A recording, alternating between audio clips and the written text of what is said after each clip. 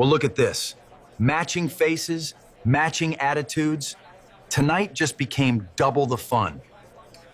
We came here for dinner, Sergeant. We haven't caused any trouble. Trouble always says that first. Stand still while my officers figure out what you're hiding. You can verify our identities in minutes. There's no reason to surround us. I decide what's reasonable here. Lose the attitude before this gets embarrassing. Ava remained perfectly still. The four officers tightened their circle as customers watched from every table. Mercer smiled, certain he had frightened two ordinary women into silence. He had no idea both twins were FBI agents, or that his department was already inside their corruption investigation. The neon beer signs cast a warm glow across Murphy's sports bar as Special Agents Ava Brooks and Amara Brooks slid into a corner booth. The leather seats creaked softly beneath them. After 12 hours of combing through financial records and witness statements for Assistant U.S. Attorney Michael Grant's corruption case, both sisters felt the weight of exhaustion settling into their bones. Ava stretched her neck, rolling her shoulders to work out the tension. Tomorrow's going to be brutal. Tell me about it. Amara picked up the laminated menu, scanning the options. Grant wants those bank records organized by transaction date before the morning briefing. We've got enough evidence to bury half the city council. Ava kept her voice low, professional. The paper trail is ironclad. The bartender, a friendly man in his 50s with graying temples, approached their table. What can I get you ladies tonight? 2 cheeseburgers, medium. Amara smiled. And whatever's on tap.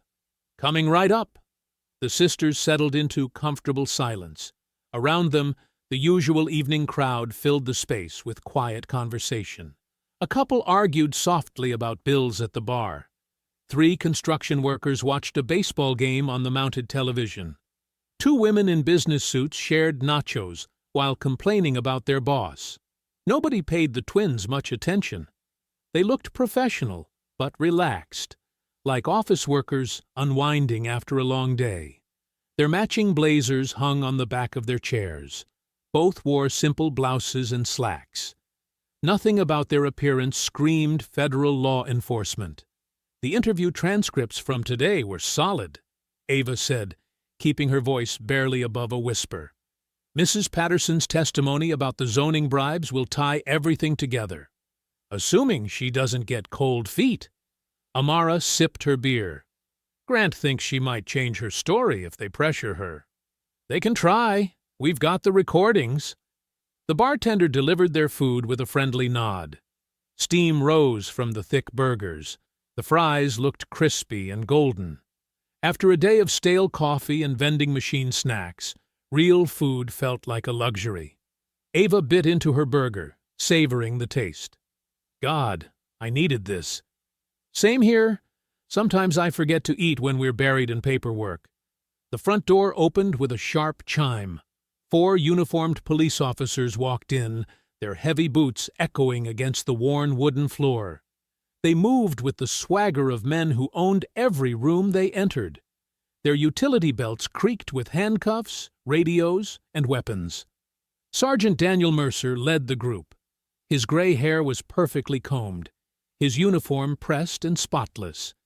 Behind him walked Officer Kyle Dawson, younger and bulkier, with the eager energy of someone constantly trying to prove himself.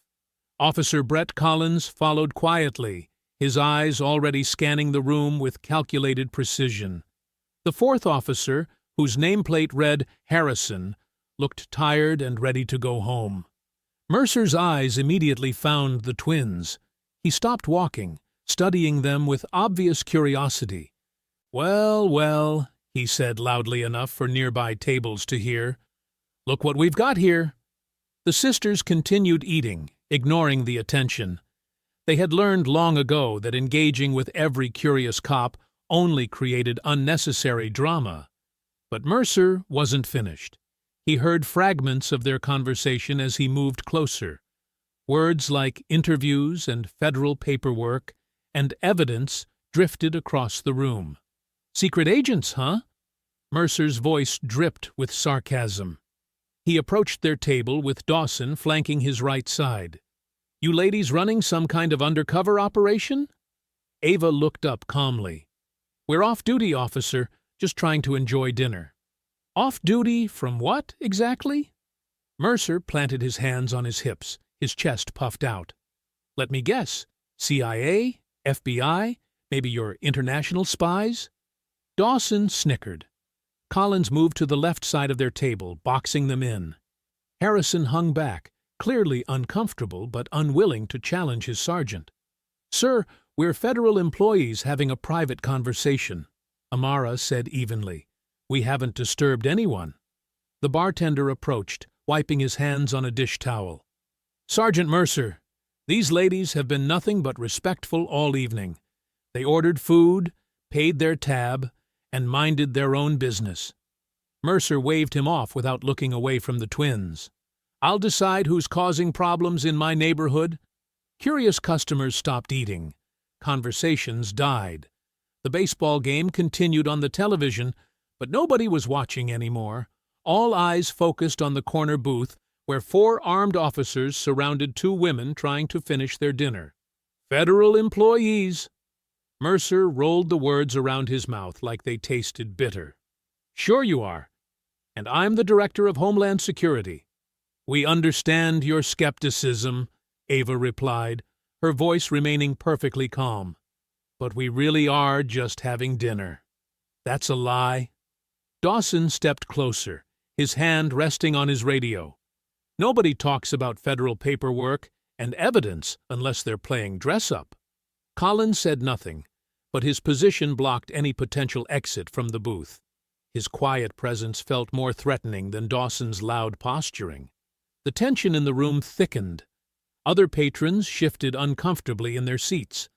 The bartender looked between the officers and the twins, clearly wanting to defuse the situation but unsure how to challenge 4 armed men. Mercer leaned forward, his voice dropping to a menacing whisper. "I think you 2 are lying, playing some kind of game, pretending to be important." The sisters exchanged a quick glance. Years of partnership had taught them to communicate without words. They both recognized the signs of an encounter spiraling out of control. "Now," Mercer straightened, his voice booming across the suddenly silent bar. "I want to see some government identification. Both of you, stand up, right now." Ava and Amara rose from their seats with deliberate calm. Their movements were measured and professional, showing no hint of fear or anger despite the growing hostility around them. The booth's worn leather seat creaked as they stood, their half-finished burgers growing cold on abandoned plates. "There you go," Mercer said with obvious satisfaction. "Now we're getting somewhere." The positioning was deliberate. Mercer stood directly in front of their table, blocking any path toward the front door. Dawson had moved to their left, his bulky frame creating another barrier. Collins remained on their right, quiet but unmistakably threatening. Harrison lingered behind the group, his discomfort visible but his loyalty to his sergeant stronger than his conscience. The visual impact was immediate and powerful. 4 armed officers in full uniform surrounding 2 women in business attire created an obvious display of authority and intimidation. Other customers couldn't help but stare at the unfolding drama. The contrast in numbers and weaponry made the twins appear vulnerable and trapped. "Identification," Mercer repeated, extending his palm. "Let's see what kind of fake badges you're carrying." Ava reached into her blazer pocket with slow, careful movements. Every gesture was deliberate, giving the officers no excuse to claim threatening behavior. She withdrew a black leather credential case and placed it in Mercer's outstretched hand. Amara followed with identical precision, producing her own credentials from her jacket pocket. The leather cases looked official and well-worn, bearing the scratches and creases of regular use. Mercer opened Ava's case first. The gold badge gleamed under the bar's fluorescent lights.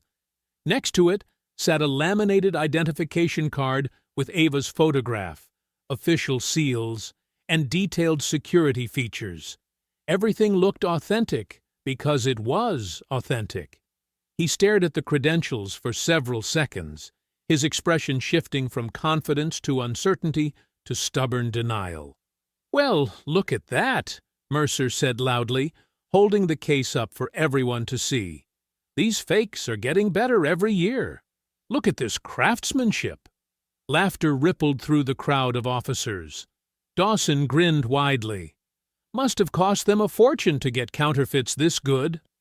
"Sir, those credentials are genuine," Ava said respectfully. "I understand they might look unfamiliar, but I assure you they're issued by the Federal Bureau of Investigation." "Sure they are, sweetheart." Mercer snapped the case closed without examining it properly. "And I'm the President of the United States." Collins opened Amara's credentials, giving them the same dismissive glance. The security features that would be obvious to anyone trained in document verification went completely ignored. The raised seals, embedded fibers, and specialized printing techniques meant nothing to officers who had already decided the badges were fake. "These two must think we're idiots," Dawson announced to the room. "Walking around with fake federal badges? Talking about evidence and investigations? Classic impersonation scheme?" Several customers leaned forward, trying to get a better look at the supposed fake badges. Murmurs of doubt and curiosity filled the air. The officer's confident dismissal planted seeds of suspicion among the observers. "Officer, I respectfully request that you contact your dispatch," Ava said, her voice remaining steady despite the mounting humiliation. "They can verify our credentials through the National Crime Information Center database. Or call the local FBI field office directly," Amara added. "They maintain a 24-hour verification hotline for exactly these situations." The suggestion was reasonable and professional. Credential verification was standard procedure for any law enforcement officer encountering federal agents. A simple phone call would resolve the entire situation within minutes. But Mercer's jaw tightened at the suggestion. Calling dispatch would mean admitting uncertainty. It would signal to everyone watching that he might be wrong. His authority depended on projecting absolute confidence, not asking for help. "I don't need to call anybody," Mercer declared. "I can spot fake badges from a mile away. 23 years on this force gives you that kind of experience." "Sir, verification is routine," Amara began. "Don't tell me what's routine," Mercer cut her off. "I decide what's routine in my jurisdiction." Collins had quietly moved behind the group, his phone discreetly positioned to record the encounter. But his camera angle carefully excluded the officer's escalating behavior. He captured only the twins, standing calmly, while avoiding any footage that might show the intimidation tactics being used against them. Meanwhile, other customers began pulling out their own phones. The dramatic confrontation was too compelling to ignore. Some held their devices openly, while others tried to record discreetly from their tables. The modern instinct to document unusual events kicked in automatically. The bar's atmosphere grew increasingly tense. Conversations had completely stopped. Even the bartender stood frozen, torn between intervening and avoiding confrontation with 4 armed officers. The baseball game continued playing on the television, but nobody was watching anymore. "Here's what's going to happen," Mercer announced, his voice carrying clearly across the silent room. "You two are going to place your hands against that wall while we sort this mess out." He pointed toward the brick wall near their booth, the surface rough and dirty from years of use. Dawson's hand moved to his handcuffs, the metal jingling softly as he prepared to escalate the confrontation into something far more serious. The sound was unmistakable and threatening. The moment had arrived when a simple misunderstanding would transform into something much worse. Ava and Amara exchanged a single glance before moving toward the designated wall. Their compliance was immediate and complete, but their dignity remained intact. They walked with steady steps, heads held high, refusing to let the humiliation break their composure. Hands flat against the wall, feet spread shoulder-width apart, Mercer commanded, his voice echoing through the now silent bar. The twins positioned themselves exactly as instructed, their palms pressed against the rough brick surface while they maintained proper spacing. Every movement was deliberate and professional, giving the officers no excuse to claim resistance or non-cooperation. Officers, I respectfully request credential verification one final time before you proceed with any arrest, Ava said clearly, her voice carrying throughout the room. The Federal Bureau of Investigation maintains multiple 24-hour verification systems specifically for these situations. Federal agents are trained to cooperate with local law enforcement, Amara added, her tone equally respectful. But we also have protocols in place to prevent unauthorized detentions. Please make that verification call. Their requests were entirely reasonable. Every law enforcement officer in the country knew that credential verification was standard procedure when encountering federal agents. The process took minutes and prevented exactly the kind of situation now unfolding. But Mercer's face hardened further at their continued suggestions. Each request felt like a challenge to his authority. Each mention of federal protocols sounded like arrogance from two women who thought they were smarter than local police. "I told you already," Mercer snapped. "I don't need to verify anything. You're both under arrest for impersonating federal officers and interfering with legitimate police duties." A collective gasp rippled through the crowd. The formal arrest announcement transformed everything. What had started as a confrontation was now becoming a criminal case, with serious consequences for everyone involved. Dawson stepped forward eagerly, metal handcuffs already in his hands. The restraints caught the overhead lights as he approached Ava's position against the wall. "Hands behind your back," he ordered with obvious satisfaction. Ava complied immediately, bringing her wrists together behind her spine. As Dawson secured the handcuffs, she discreetly pressed a specific sequence on her smartwatch with her thumb. The device vibrated once, confirming activation of the Federal Emergency Credential Verification Protocol. The system automatically logged her location, transmitted her badge number and current status, and created an immediate alert at the FBI field office. Most importantly, it generated an electronic timestamp proving exactly when and where a federal agent had requested credential verification while being unlawfully detained. None of the officers noticed the subtle movement or the brief vibration. Their attention focused entirely on the dramatic spectacle of arresting two supposed imposters. Collins moved to Amara's position, producing his own set of handcuffs with quiet efficiency. Unlike Dawson's obvious enthusiasm, Collins approached the task with professional detachment. But the result was identical. Another federal agent secured in metal restraints. "This is wrong," the bartender suddenly announced, his voice cutting through the tense atmosphere. "These ladies have been nothing but respectful all evening. They ordered drinks, paid cash, and minded their own business." Several customers nodded in agreement. The twins had indeed behaved perfectly throughout their visit, drawing attention only when they began discussing work-related topics in normal conversational tones. Mercer turned toward the bartender with obvious irritation. "Did I ask for your opinion?"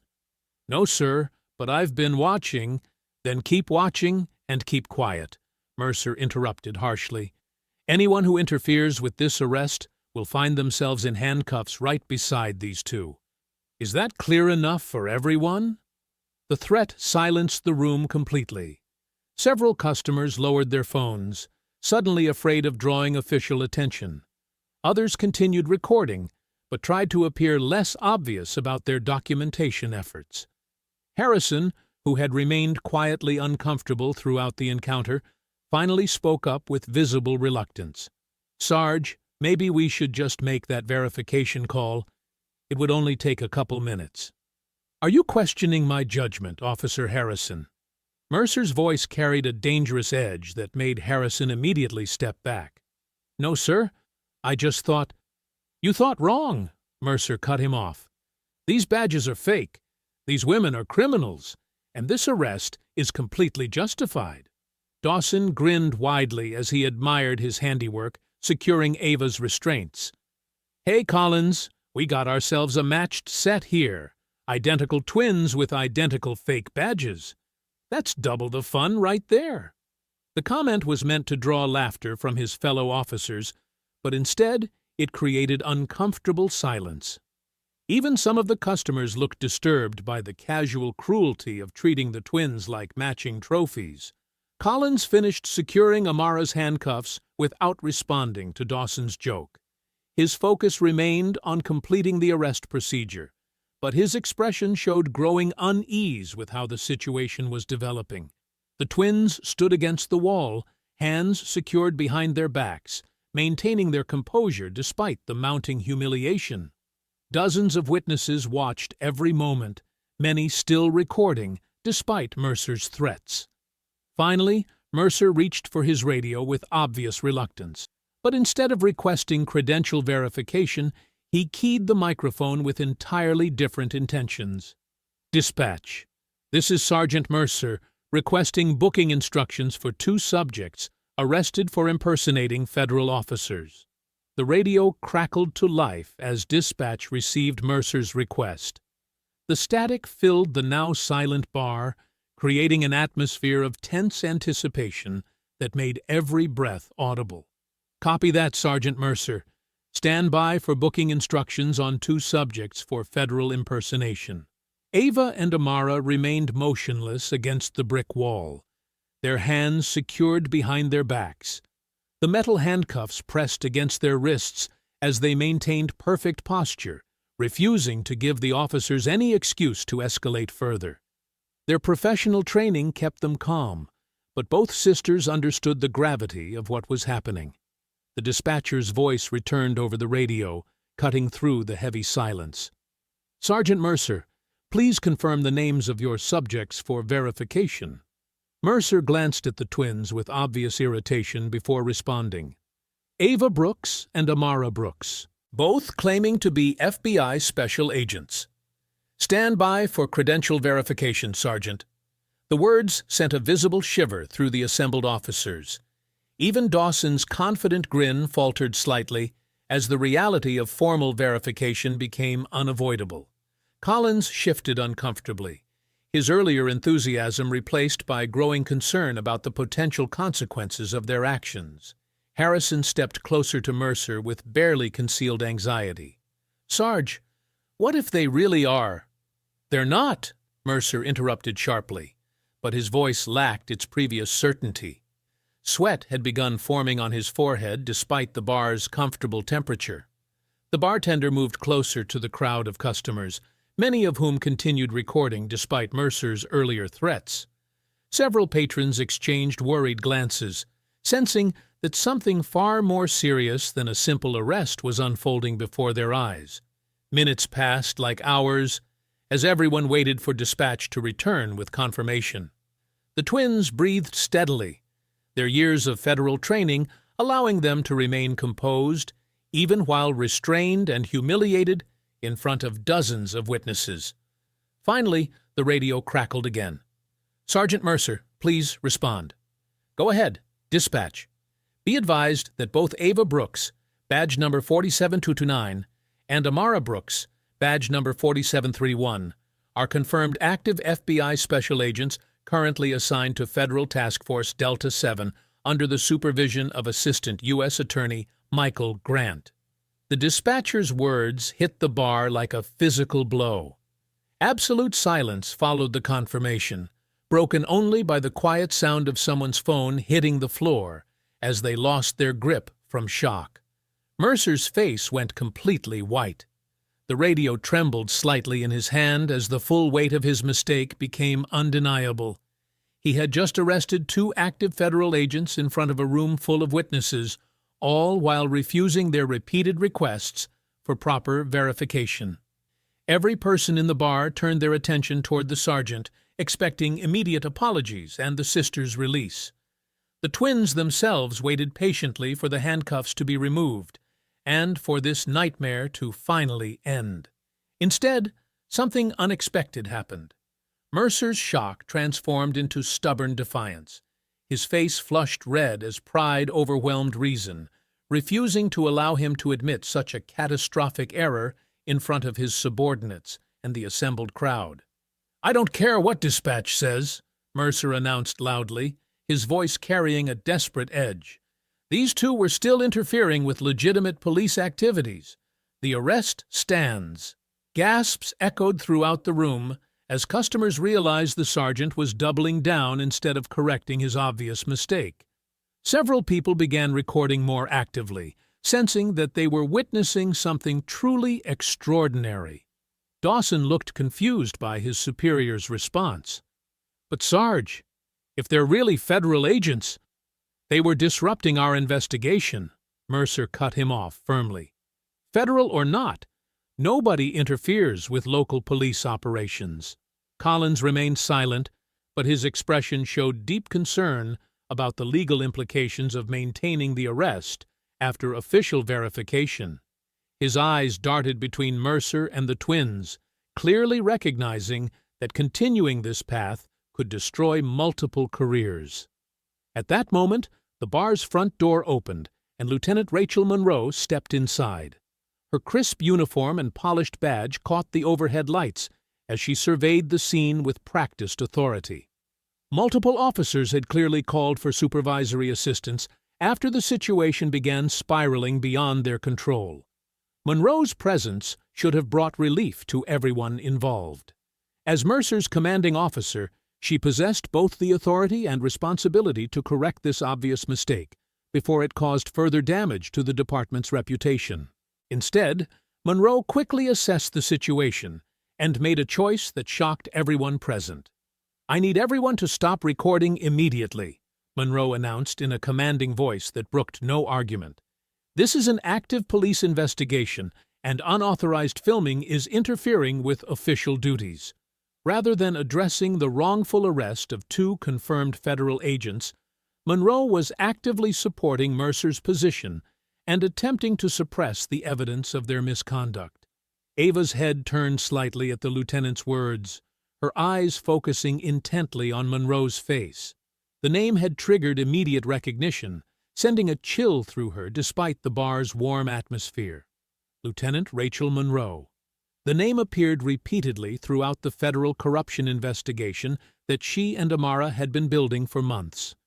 Monroe's signature was on dozens of documents related to evidence handling irregularities, witness intimidation reports, and suspicious case dismissals. The wrongful arrest was no longer an isolated incident of police misconduct. The crowd parted reluctantly as Mercer moved between the twins, his grip firm on Ava's arm while Harrison took hold of Amara. The handcuffs bit into their wrists as they were escorted toward the bar's exit, each step accompanied by the quiet murmur of shocked witnesses who couldn't believe what they were seeing.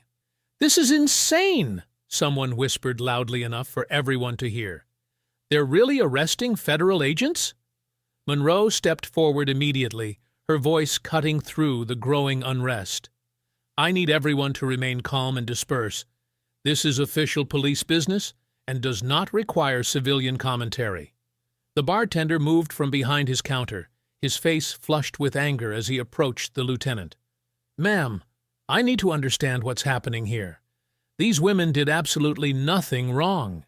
They sat quietly, ordered 2 drinks, and minded their own business all evening." "Sir, please step back," Monroe replied coldly. "We'll collect your statement if necessary, but right now you need to give my officers space to complete their duties."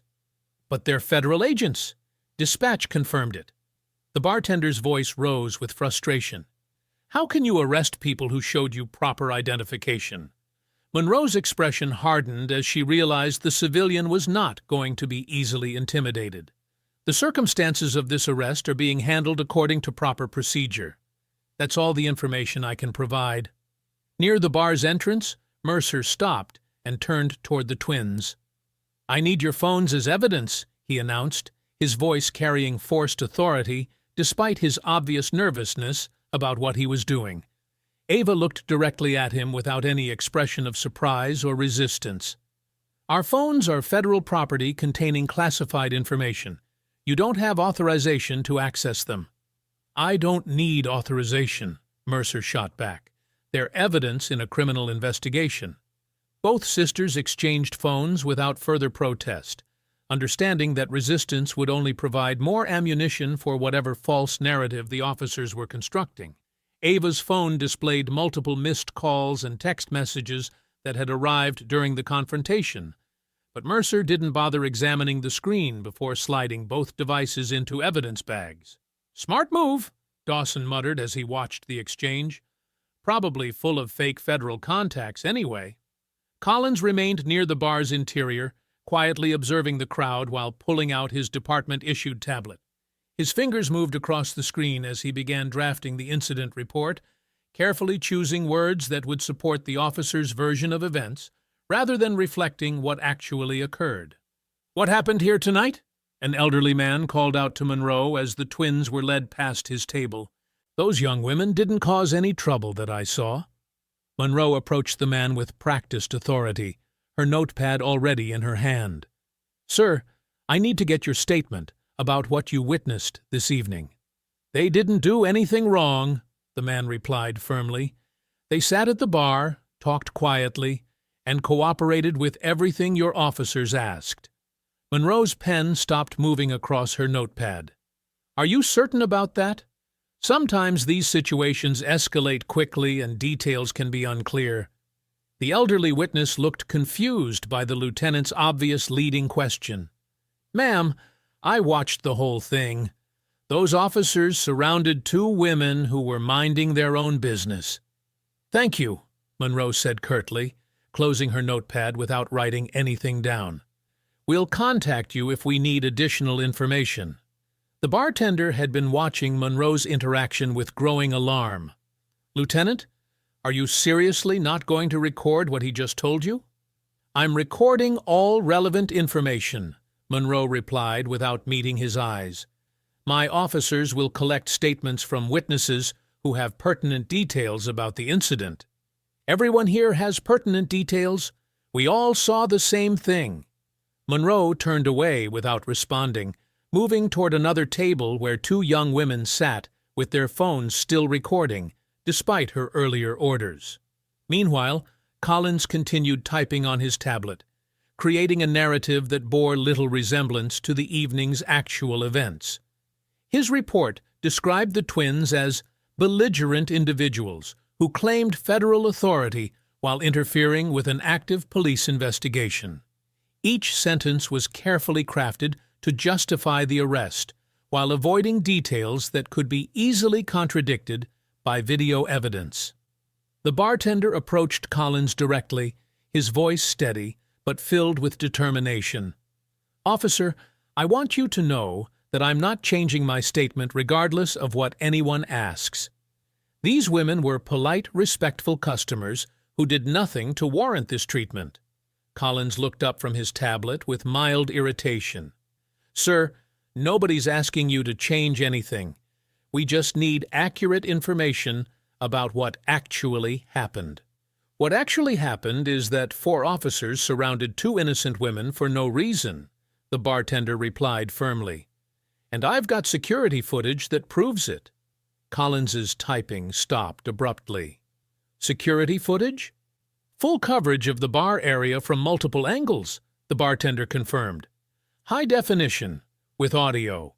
I'm preserving all of it."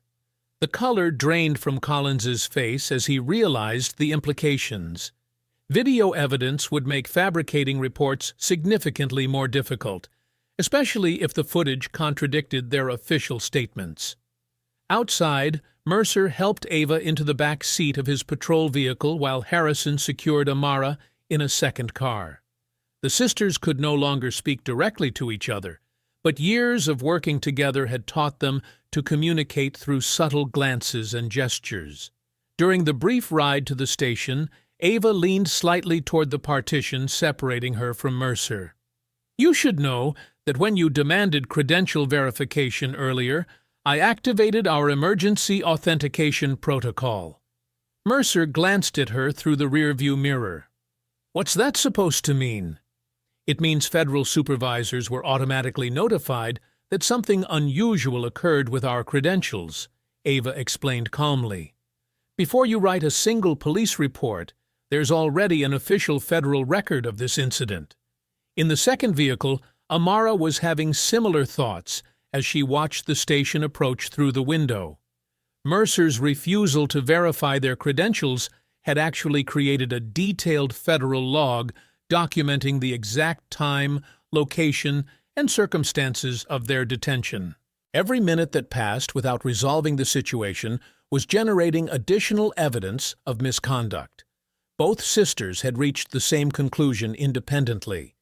Rather than arguing or demanding immediate release, they would allow every mistake to be thoroughly documented. Each improper procedure, each falsified report, and each attempt to cover up the truth would become evidence in what they both recognized was no longer just a wrongful arrest.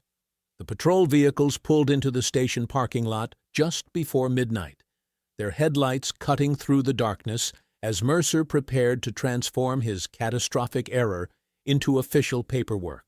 The station's fluorescent lights cast harsh shadows across the booking area as Mercer guided Ava toward the processing desk. The familiar sounds of a busy precinct, ringing phones, radio chatter, and typing keyboards created a backdrop that normally brought him comfort. Tonight, every noise felt amplified, every conversation potentially dangerous to his career. "Start with fingerprints," Mercer instructed Harrison, who was already setting up the digital scanner. "Then photos and personal property inventory." Ava remained completely calm as she placed her fingers on the scanner, her composure unnerving Mercer more with each passing minute. He had expected anger, demands for supervisors, or at least visible frustration from someone experiencing their first arrest. Instead, she cooperated with every procedure while maintaining the quiet confidence of someone who understood exactly what was happening. "I'm requesting legal counsel," Ava stated clearly as Harrison began photographing her. "I'm declining further questioning until my attorney is present." Mercer's jaw tightened. Standard FBI protocol was being followed perfectly, eliminating any opportunity to gather statements that could justify the arrest after the fact. In the adjacent booking station, Amara was providing identical responses to Collins, who was growing visibly frustrated with her professional demeanor. "Ma'am, we're just trying to clear up what happened at the bar. A simple explanation could resolve this whole misunderstanding." "I'm requesting legal counsel," Amara repeated with the same calm tone her sister had used. "I'm declining further questioning until my attorney is present." Collins exchanged a meaningful glance with Mercer across the booking area. Both officers were realizing that their detainees possessed the training and experience to navigate police procedures without making incriminating statements. Monroe approached Mercer's station carrying a clipboard filled with arrest paperwork. "What charges are we filing?" Mercer hesitated, suddenly aware that everything he wrote would become permanent court documents. "Impersonating federal officers, interference with police duties, disorderly conduct." "Based on what specific actions?" Monroe asked, her pen hovering over the charge sheet. The question hung in the air as Mercer struggled to articulate behaviors that would justify criminal charges. The twins had remained polite throughout the encounter, cooperated with every instruction, and never raised their voices or made threatening gestures. They claimed to be FBI agents using fake badges, Mercer finally replied. When we challenged their credentials, they became argumentative and disrupted the establishment. Monroe wrote down his words while privately questioning whether the charges would survive initial court review. Both women had presented what appeared to be legitimate federal credentials, and several witnesses at the bar had described them as cooperative rather than disruptive. Collins finished processing Amara and walked over to join the conversation.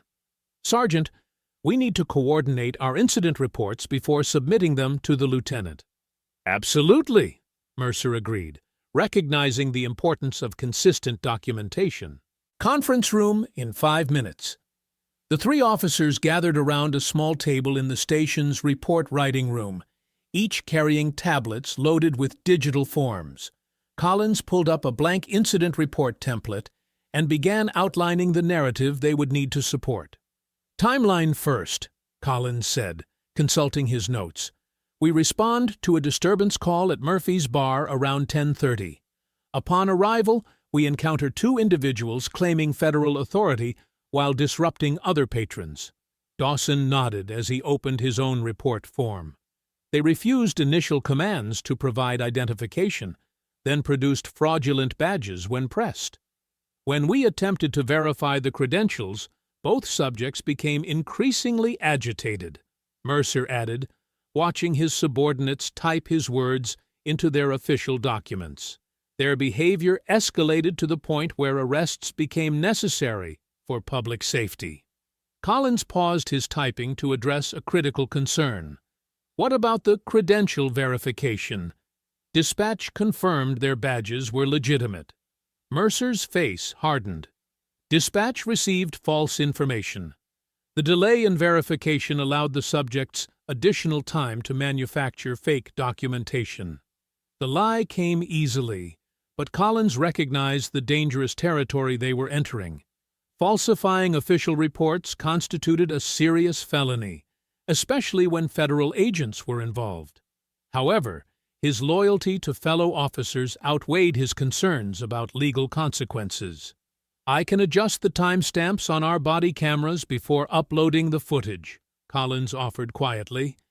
Make it appear that the arrest occurred before any credential verification rather than after.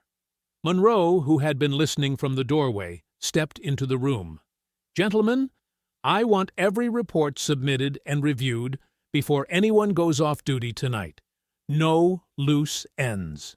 Meanwhile, 60 miles away in downtown Washington, Assistant U.S. Attorney Michael Grant was reviewing case files in his home office when his secure phone began ringing.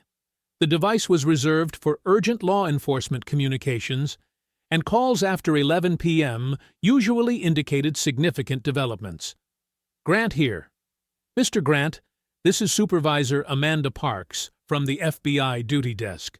We've received an unusual credential verification alert involving Special Agents Ava and Amara Brooks. Grant immediately recognized the names.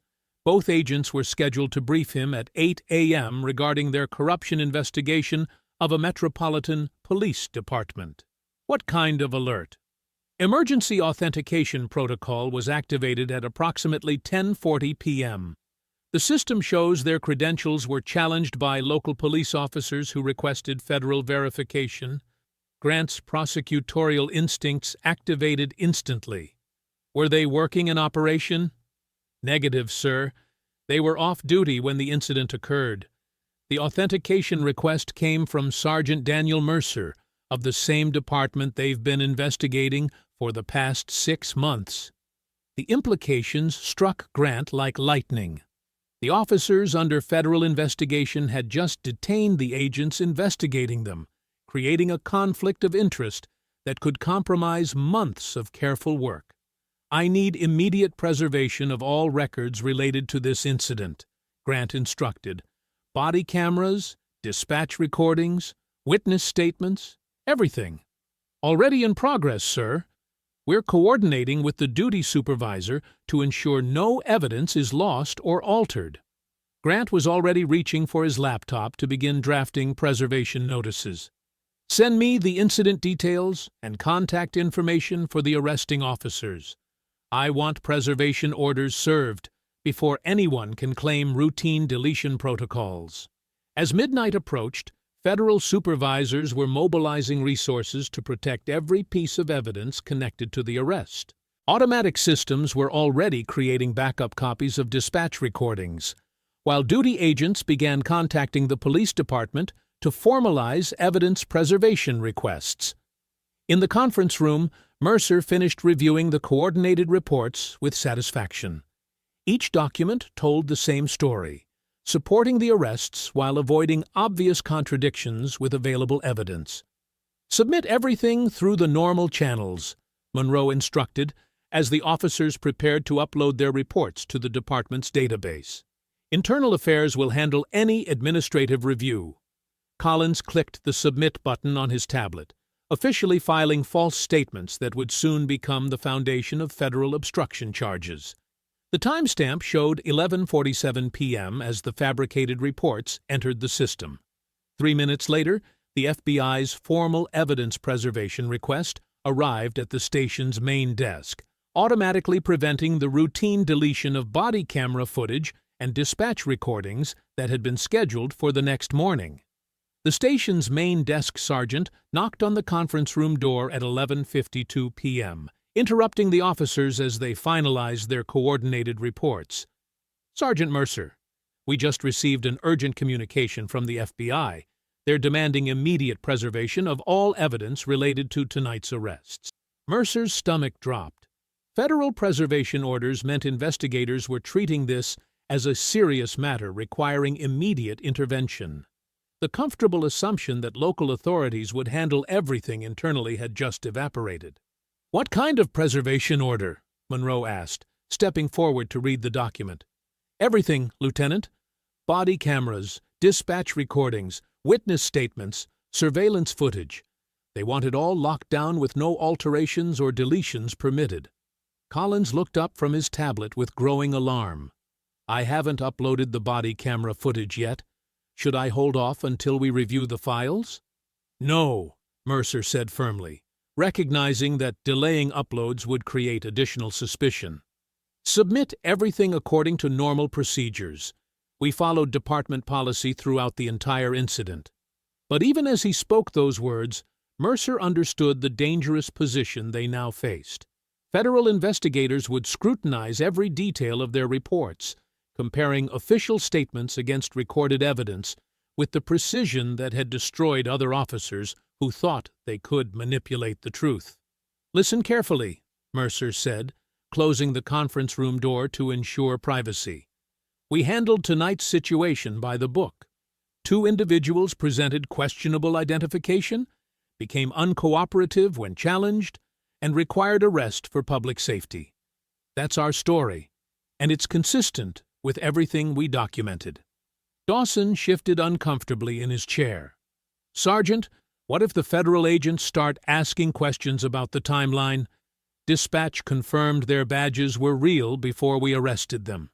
"Dispatch received incomplete information," Mercer replied without hesitation. "We had reasonable suspicion to detain both subjects based on their behavior and our assessment of the situation. Badge verification takes time, and we couldn't wait for bureaucratic delays while dealing with an active disturbance."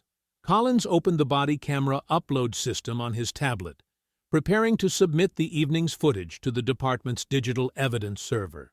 The timestamp editing he had discussed earlier would need to happen now, before the files became part of the official record.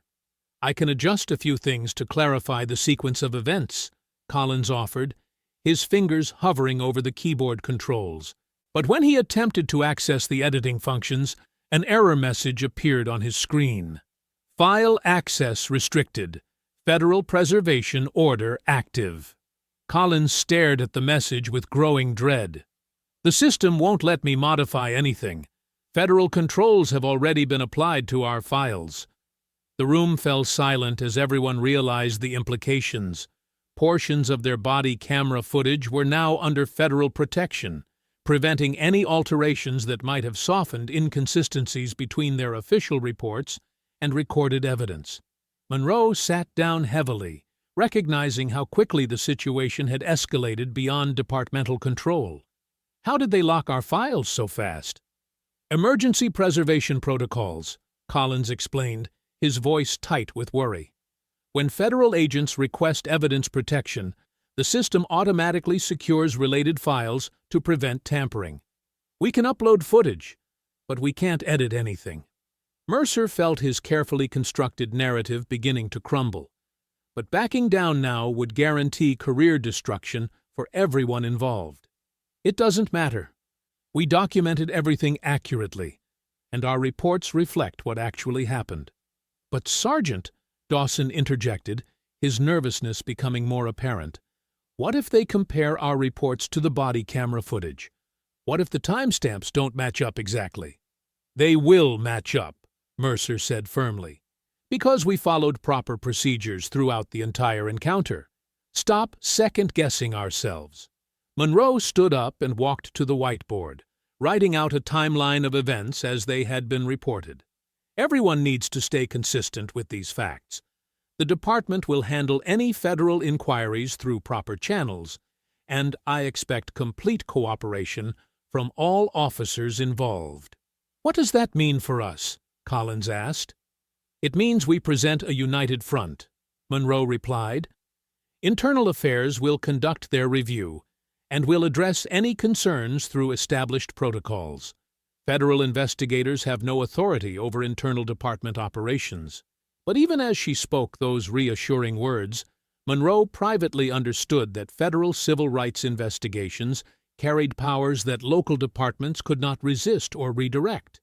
Meanwhile, in their holding cell, Ava and Amara sat quietly on opposite benches, using their years of investigative experience to mentally document every detail of the evening's events. Neither sister spoke aloud, knowing their conversation would likely be monitored, but both were carefully organizing their memories for future interviews. Ava recalled the exact sequence of credential presentations, the officers' responses, and the timeline of events leading to their arrest.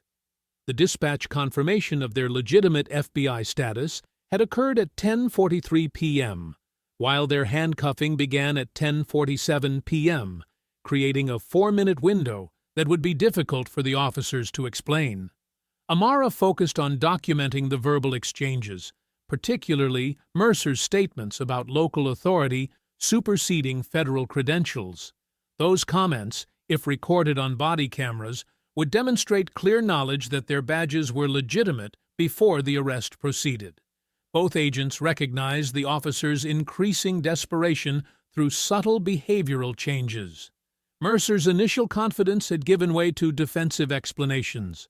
Collins appeared increasingly worried about documentation inconsistencies. Dawson's aggressive posturing was becoming nervous energy. Each mistake the officers made while attempting to cover their initial error would create additional evidence for federal prosecutors to exploit during criminal proceedings. At 12:15 a.m., Grant's phone rang again. "Mr. Grant, this is Supervisor Parks. We've completed the initial evidence preservation request, but I wanted to inform you that we're detecting possible attempts to modify digital files related to the arrests." Grant's jaw tightened. "What kind of modifications?" Body camera editing software was accessed after the preservation order was issued, but the automatic locks prevented any changes. The access attempts have been logged as potential evidence tampering. Grant closed his laptop and reached for his car keys. "I'm driving to the station now. Have duty agents meet me there in 2 hours." The federal machinery of justice was mobilizing with the precision that had built careers and destroyed corrupt officers who believed local badges provided protection from federal accountability. At 5:47 a.m., 3 black SUVs pulled into the police station parking lot. Assistant U.S. Attorney Michael Grant stepped out of the lead vehicle, followed by FBI Supervisory Special Agent Patricia Wells and Deputy Assistant Director Robert Kane. The federal response team had assembled during the night, and Grant's patience with departmental delays had expired. Inside the station, Mercer was completing his final report revisions when the desk sergeant announced the arrival of federal officials requesting immediate access to the detained agents and all related documentation. Grant strode through the station's front entrance with the confidence of someone accustomed to challenging local authority. His gray suit was perfectly pressed despite the early hour, and his briefcase contained legal documents that would transform the night's events into a formal federal investigation. "I'm Assistant U.S. Attorney Michael Grant," he announced to the duty sergeant. I'm here to secure the immediate release of Special Agents Ava and Amara Brooks, who have been unlawfully detained for over 6 hours. Lieutenant Monroe emerged from her office, still wearing the same uniform from the previous evening. Her eyes were bloodshot from hours spent coordinating damage control efforts that were about to prove completely inadequate. Mr. Grant, we're processing the paperwork according to standard procedures. The agents will be released as soon as— There are no standard procedures for detaining federal agents, Grant interrupted, his voice carrying the authority of someone who had prosecuted corrupt officials across 3 decades. Where are they being held? Monroe hesitated, recognizing that every additional minute of delay would worsen the department's legal exposure. They're in holding cell 3. Sergeant Mercer can explain the circumstances that led to their detention. Grant's expression hardened. I want to speak with Sergeant Mercer immediately, along with every officer involved in last night's arrests. I also want copies of all reports, body camera footage, and dispatch recordings related to this incident. Mercer appeared moments later, his uniform wrinkled and his confidence significantly diminished from 12 hours earlier. The sergeant who had surrounded 2 women in a crowded bar now faced federal officials whose authority could not be dismissed or ignored. Sergeant Mercer, I'm Michael Grant from the U.S. Attorney's Office. Explain why 2 FBI agents remain in custody despite verification of their legitimate credentials. Mercer straightened his shoulders, attempting to project the same authority that had served him well throughout his career. Mr. Grant, the subjects created significant confusion about their identities when questioned. We had reasonable suspicion to detain them pending complete verification of their claims. Grant opened his briefcase and removed a tablet containing preliminary evidence gathered during the night. According to dispatch recordings, Agent Brooks's credentials were confirmed as legitimate at 10:43 p.m. The arrest continued after that confirmation. How do you explain that timeline? The blood drained from Mercer's face as he realized federal investigators had already obtained dispatch audio that contradicted his carefully constructed narrative. There may have been communication delays between dispatch and field officers. We were dealing with a fluid situation. Communication delays? Grant's voice rose slightly, revealing controlled anger beneath his professional demeanor. Dispatch confirmed both agents' legitimate federal status, and you continued the arrest. That's not a communication delay. That's willful violation of federal law. Supervisory Agent Wells stepped forward, her FBI credentials visible on her jacket. We need immediate access to our agents, along with their personal property and weapons. Monroe tried to regain control of the deteriorating situation. The department will conduct a thorough internal review of last night's events. We take these allegations very seriously and will ensure appropriate action is taken.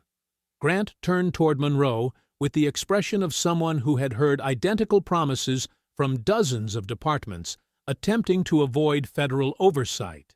Lieutenant, internal reviews are insufficient when civil rights violations are involved. This matter requires federal investigation. He opened his tablet and began reading from prepared legal documents. I'm issuing preservation notices for all surveillance footage from businesses within 2 blocks of the incident location. That includes the sports bar, adjacent restaurants, traffic cameras, and any security systems that may have recorded the arrests. Collins, who had been standing silently near the evidence desk, felt his stomach drop as the scope of the federal response became clear. Every attempt to control the narrative had failed, and investigators were now securing evidence from sources completely outside departmental influence. The preservation notices are effective immediately, Grant continued. Any destruction or alteration of relevant footage will constitute federal obstruction charges. I trust that's understood by everyone present.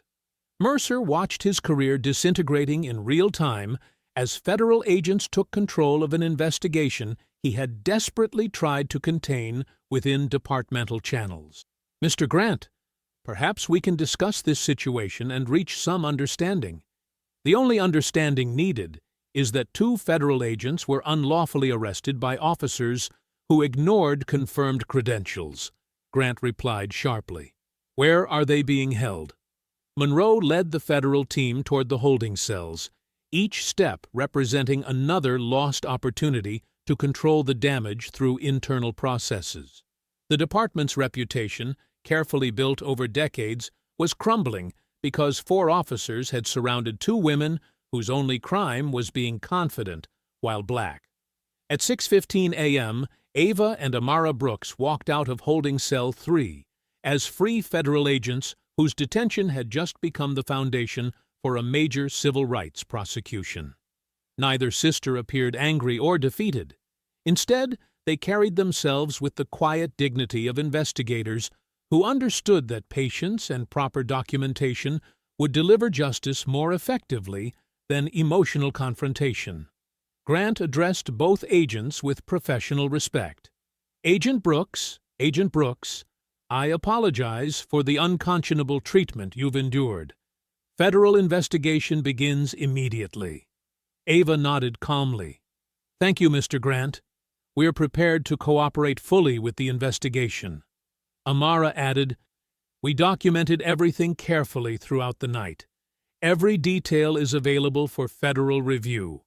Although free to leave, both agents remained at the station as the federal investigation launched that morning, transforming their wrongful arrest into the cornerstone of a corruption case that would ultimately expose systemic abuse far beyond a single night's misconduct.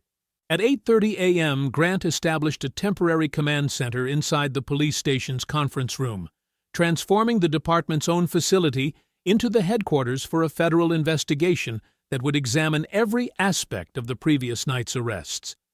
Ava and Amara sat across from him at the polished table, their FBI credentials now serving as evidence rather than identification. We need to move quickly before witnesses are influenced or evidence disappears, Grant explained, opening his laptop to begin documenting their statements. Walk me through everything from the moment you entered that bar. Ava spoke first, her voice steady and professional, despite having spent the night in a holding cell. We arrived at Murphy's Sports Bar at approximately 9:15 p.m. after completing fieldwork for the ongoing corruption investigation. We ordered drinks and discussed case details in a quiet corner booth. The conversation was work-related? Grant asked, typing notes rapidly. Entirely work-related, Amara confirmed. We were reviewing witness interviews and evidence patterns, nothing that would draw attention or create disturbance. Outside the conference room, federal agents were already conducting interviews with every person who had witnessed the arrests. Special Agent Martinez approached the bar's owner, who had arrived early to meet with investigators before opening for the day. I've been running this place for 15 years, the bartender explained, his hands nervously adjusting his apron. Those 2 women were the most respectful customers I served all night. They minded their own business, paid their tab, and never caused trouble. Martinez documented every detail carefully. Describe their behavior when the officers arrived. Calm, professional. They immediately cooperated with every request. The bartender's voice grew stronger as he recalled the events. When Sergeant Mercer demanded identification, both women produced official badges without hesitation. They weren't defensive or argumentative. What happened when the officers saw their FBI credentials? The bartender shook his head in disbelief. Mercer laughed, actually laughed at them, said no way 2 black women could both be federal agents, called their badges fake without even examining them properly. Martinez continued writing, recognizing that the bartender's account directly contradicted the police reports that claimed the twins had been evasive about their identities. Did you witness the credential verification request? I heard everything. The women repeatedly asked Mercer to call dispatch for verification. He refused every time, saying local police didn't need permission from federal agents. The bartender paused, remembering additional details. One of the officers joked about having double the fun with identical fake badges. Across town, federal agents were collecting surveillance footage from every business within a 3-block radius. The hardware store adjacent to Murphy's had exterior cameras that captured the entire arrest sequence, including audio pickup sensitive enough to record the officers' conversations. Back inside the conference room, Grant reviewed the timeline Ava and Amara had established. You activated federal emergency credential verification before surrendering your phones? Standard protocol when detained by local authorities, Ava explained. The system automatically logs verification requests with GPS coordinates, timestamps, and officer badge numbers. Grant smiled grimly, understanding the legal implications, which means we have federal documentation proving your credentials were legitimate before the arrest began. Meanwhile, federal forensic analysts had begun examining the department's computer systems. Officer Collins watched nervously from his desk as technicians installed monitoring software that would detect any attempts to alter or delete digital records. "Excuse me, sir." Collins approached one of the patrons who had recorded video during the arrests. "I wanted to follow up about last night's incident." The witness, a college professor named Dr. Roberts, had volunteered his footage to federal investigators an hour earlier. "What kind of follow-up?" Collins glanced around nervously, ensuring no federal agents were within hearing distance. Sometimes these situations get blown out of proportion. Federal investigations can create unnecessary trouble for everyone involved. Dr. Roberts frowned, sensing pressure behind Collins's seemingly casual conversation. "Are you suggesting I shouldn't cooperate with federal investigators?" "Not at all," Collins backpedaled quickly. "Just wanted to make sure you understood that federal agents sometimes misinterpret local police procedures." Unknown to Collins, Dr. Roberts was wearing a small recording device provided by federal agents specifically to document any witness intimidation attempts. Every word of their conversation was being transmitted directly to investigators in the command center. Federal agents interviewed 17 witnesses throughout the morning, collecting consistent accounts that painted a clear picture of escalating police misconduct. 3 different patrons had recorded portions of the arrest, and all footage showed Mercer refusing verification requests while making dismissive comments about the twins' credentials. Grant reviewed dispatch audio recordings with growing concern about the department's conduct. The timestamp showed credential verification had been confirmed at 10:43 p.m., yet police reports claimed the arrest continued due to ongoing identity concerns until nearly midnight. "The reports don't match the dispatch timeline," Grant observed, comparing documents side by side. "According to official records, you were processed for booking 47 minutes after dispatch, confirmed your legitimate federal status." Amara nodded grimly. "They knew we were FBI agents, but continued the arrest anyway. That transforms this from mistaken identity into willful violation of civil rights," Grant explained, understanding that the evidence was building toward federal prosecution rather than departmental discipline. In the station's evidence room, federal forensic specialists connected monitoring equipment to every computer terminal, establishing real-time oversight of digital activity. Any attempts to modify reports, delete files, or alter timestamps would trigger immediate alerts. Lieutenant Monroe observed the federal takeover of her station with growing alarm, recognizing that her officers had created a scandal that would destroy careers and reputations built over decades. The morning interviews established an unshakable foundation of evidence supporting federal charges, while Collins's clumsy attempts at witness intimidation had only provided prosecutors with additional crimes to pursue. The afternoon brought a carefully orchestrated media campaign designed to shift public perception away from police misconduct and toward federal overreach. Lieutenant Monroe stood behind the podium in the department's briefing room, facing local news cameras with practiced composure.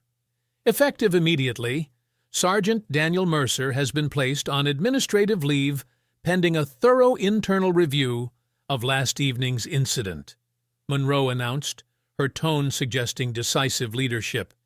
The department takes all allegations seriously and will conduct a complete investigation according to established protocols. The assembled reporters scribbled notes while Monroe continued her statement. We are committed to transparency and accountability in all our operations. Any officer found to have violated department policy will face appropriate consequences. Behind the cameras, Monroe's carefully chosen words created an impression of swift justice, while revealing nothing about the federal investigation already underway. The administrative leave sounded like punishment to casual observers, though Monroe knew Mercer would continue receiving full pay while the department quietly worked to protect him. In the station's break room, Monroe addressed her officers with a dramatically different message than the one she had delivered publicly. The room filled with tension as senior patrol officers gathered around tables, coffee cups forgotten as their commander spoke. I want everyone to understand that we're facing an unprecedented federal intrusion into local police business, Monroe began, her voice carrying conviction that hadn't been present during the press conference. 2 federal agents created a disturbance in a local establishment, then used their credentials to intimidate responding officers.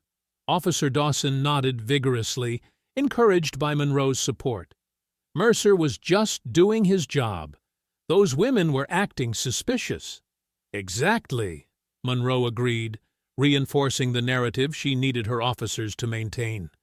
Federal agents don't get special treatment just because they carry badges. When they're off duty in our jurisdiction, they follow our rules like everyone else.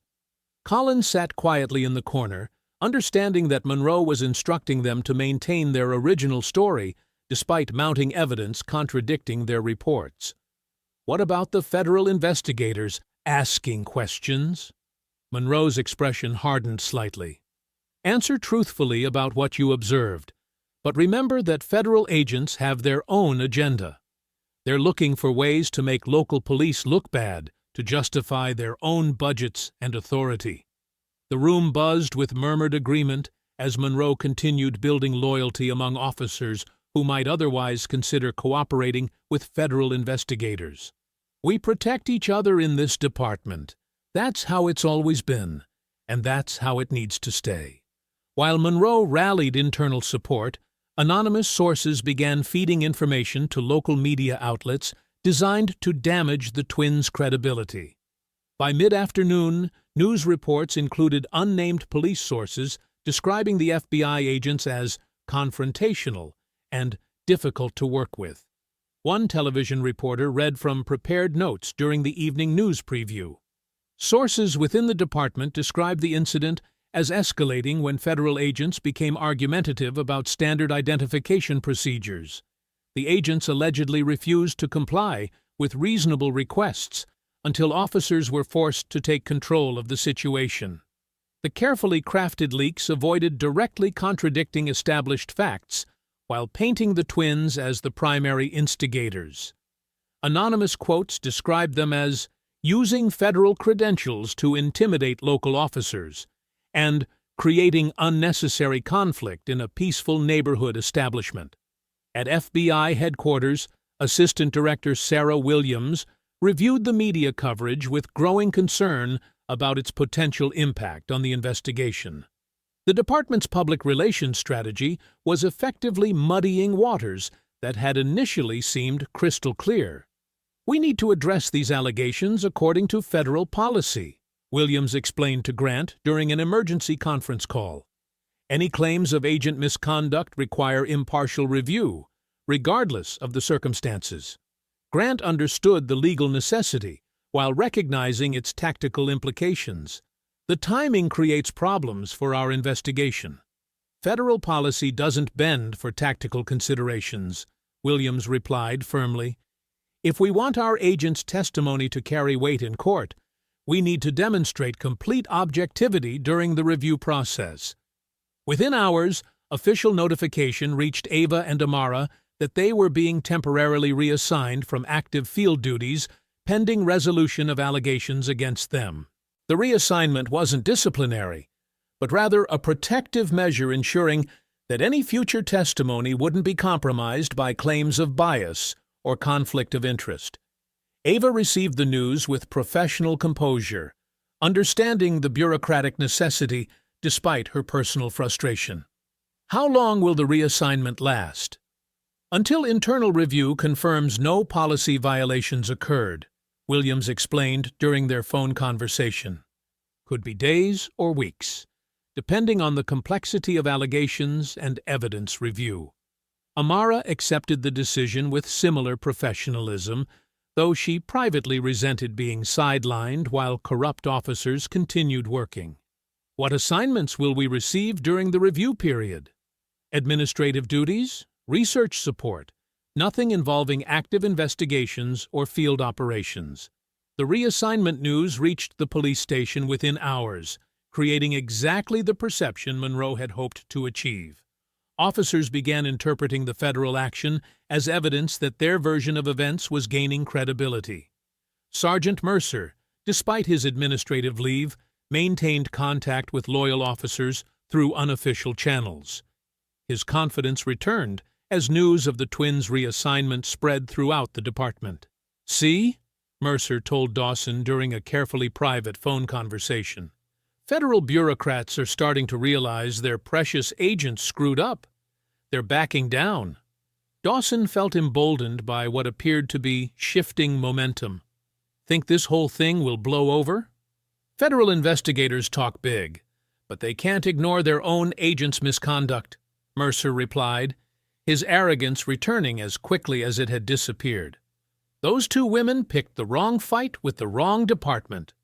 Unknown to Mercer, his phone conversations were being monitored through federal warrants obtained earlier that morning.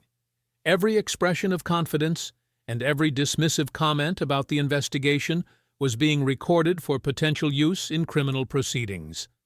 Back in the Federal Command Center, digital forensic analysts continued examining evidence collected from the department's computer systems. Late that afternoon, specialist Jennifer Park made a discovery that would fundamentally alter the investigation's direction.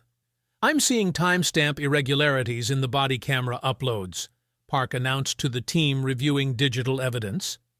Her fingers moved quickly across multiple screens, displaying metadata from the officer's recording equipment. Senior analyst Robert Hayes moved to examine Park's findings more closely. "What kind of irregularities?" Park highlighted sections of code showing modification times that didn't align with the recorded events. The files show editing activity occurring after the initial upload, but before final processing. Someone accessed these files and made changes. Hayes frowned as he reviewed the technical data, understanding the legal implications of Park's discovery. "Are you saying someone altered the body camera footage after the arrests?" "Not altered exactly, but definitely modified. Timestamp adjustments, audio level changes, possibly deleted segments." Park continued analyzing the digital fingerprints left behind by whoever had accessed the files. The modifications were subtle, but definitely intentional. The discovery opened an entirely new avenue of investigation that would expand far beyond the original arrest incident. Evidence tampering carried federal criminal penalties that could destroy careers and result in prison sentences for everyone involved. Grant reviewed Park's preliminary findings with growing anticipation, recognizing that digital evidence tampering would provide prosecutable crimes, regardless of how the original arrest allegations were ultimately resolved. The afternoon that had begun with Monroe's confident public statements was ending with federal investigators uncovering systematic attempts to manipulate official evidence. 2 hours after Park's initial discovery, the federal forensic team had assembled a devastating timeline of digital manipulation that extended far beyond simple timestamp adjustments. Specialist Park worked methodically through layers of metadata, while senior analyst Hayes documented each finding for eventual court presentation. Collins accessed these files 3 separate times after initial upload, Park announced to the growing team of investigators gathered around her workstation. Her fingers traced paths through complex data structures that revealed exactly when and how someone had attempted to alter official evidence. Hayes leaned closer to examine the technical details, understanding that each modification created additional federal crimes. "Show me the extent of changes." Park highlighted sections of code displaying modification attempts across multiple officer recordings. He tried to adjust audio levels to make the twins' voices sound more aggressive, modified timestamps to create gaps in the recording sequence, even attempted to delete portions showing the officers laughing during the arrest. The discovery prompted Grant to immediately contact Ava and Amara for an emergency meeting to compare every timeline collected throughout the investigation. Within 30 minutes, both twins arrived at the federal building carrying detailed notes they had maintained since the bar incident. Grant spread multiple documents across the conference table, creating a comprehensive timeline that would expose every lie the officers had constructed. "We need to verify that our evidence aligns perfectly before proceeding with additional charges." Ava reviewed her personal notes alongside the official federal documentation, finding exact matches that strengthened their case significantly. "The emergency credential verification I activated generated GPS coordinates that should correspond with every other recording." Grant pulled up the federal logs on his laptop, displaying precise location data that had been automatically recorded during the credential verification process. "Your emergency request created timestamps at 9:47 p.m., exactly matching the dispatch recordings." Amara compared those timestamps with witness videos they had collected throughout the day, finding perfect alignment that proved the officer's version of events was completely fabricated. Every single recording confirms the same timeline. No gaps, no inconsistencies. The dispatch recordings provided the most damaging evidence against Mercer's credibility, proving he had received explicit confirmation about the twins' federal status before choosing to continue their detention. Grant played the audio for both women to hear firsthand. The dispatcher's voice was clear and professional. "Sergeant Mercer, FBI headquarters confirms both subjects are active special agents assigned to federal corruption investigations. Advise immediate release and credential return." Mercer's response, recorded permanently in dispatch archives, revealed his deliberate decision to ignore federal confirmation. "Negative on release.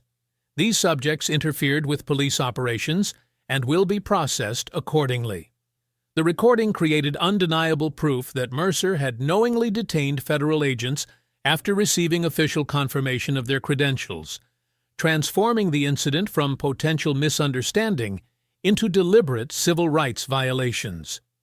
GPS records generated by Ava's emergency verification provided additional corroboration that precisely matched witness videos and surveillance cameras collected from businesses surrounding the bar.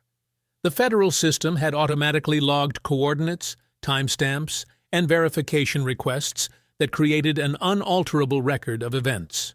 Grant displayed the GPS data on a digital map showing exact positions that corresponded with camera angles from 3 different establishments.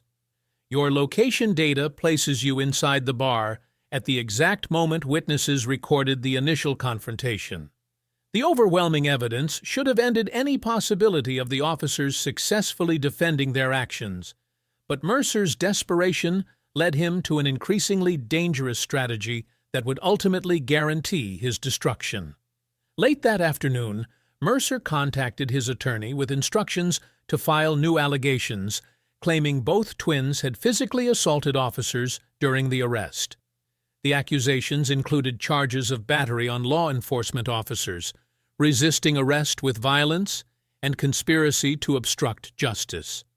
The new felony allegations created exactly the complication Monroe had hoped to achieve, potentially undermining the twins' credibility while forcing federal investigators to address additional claims of agent misconduct. Lieutenant Monroe immediately authorized a press conference where she announced the serious new charges against both FBI agents. "Evidence has emerged indicating these federal agents engaged in physical altercations with our officers during their arrest for interfering with police duties. The announcement sent shockwaves through federal headquarters, where administrators worried about potential damage to the FBI's reputation if the allegations gained credibility with the public or media outlets. For a brief moment, the accusations appeared serious enough to complicate the federal investigation significantly, creating doubt about the twins' conduct that could influence potential jury pools if the case proceeded to trial. Assistant Director Williams called Grant within minutes of Monroe's press conference, expressing concern about the escalating situation and its potential impact on ongoing corruption investigations. However, Ava remained completely confident because every physical recording collected throughout the day definitively disproved the new claims. The body camera footage, witness videos, and surveillance recordings showed both twins maintaining complete composure throughout their detention. Every single recording shows us complying with instructions without any physical resistance, Ava explained to Grant during their emergency strategy meeting. Mercer just created multiple perjury charges against himself. Grant reviewed the accumulated evidence, recognizing that each false allegation Mercer filed created additional federal crimes that would compound his eventual sentence. He's not just lying about the original arrest anymore. He's committing new felonies with every false report. The forensic analysis revealed that Collins had unknowingly left digital fingerprints on every file he attempted to modify, creating irrefutable proof of evidence tampering that would support federal conspiracy charges against multiple officers.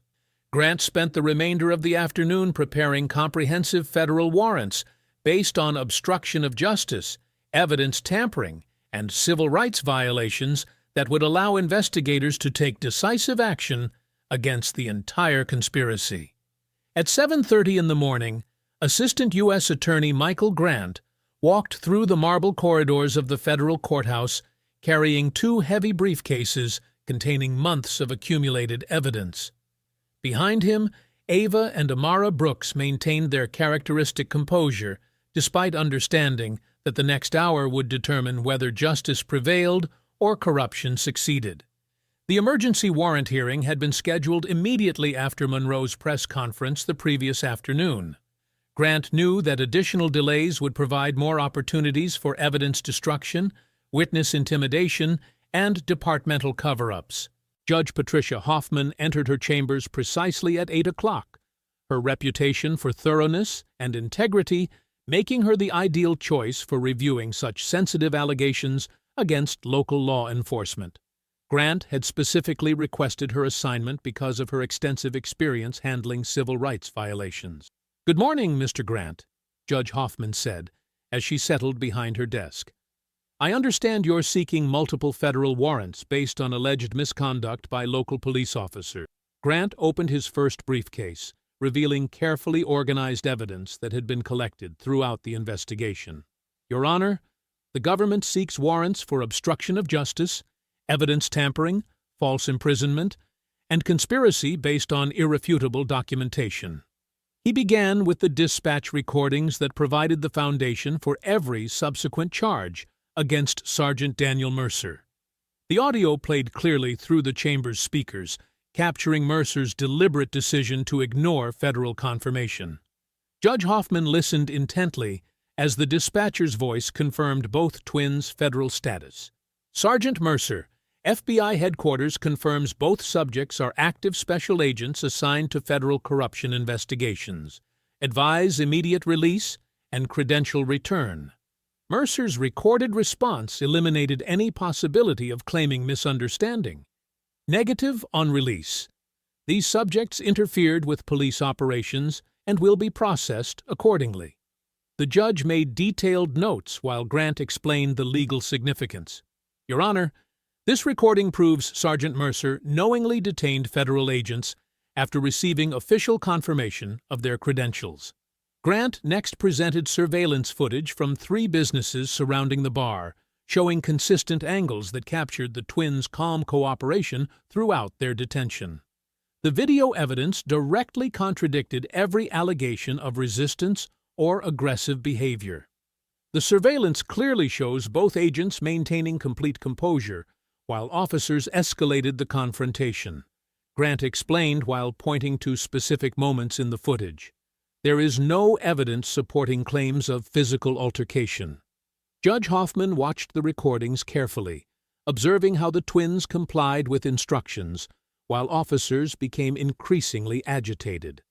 The visual evidence supported witness statements describing peaceful cooperation rather than confrontation. The automatic credential verification logs provided technological proof that human testimony could not fabricate. Grant displayed the GPS coordinates, timestamps, and verification requests that had been generated when Ava activated emergency protocols.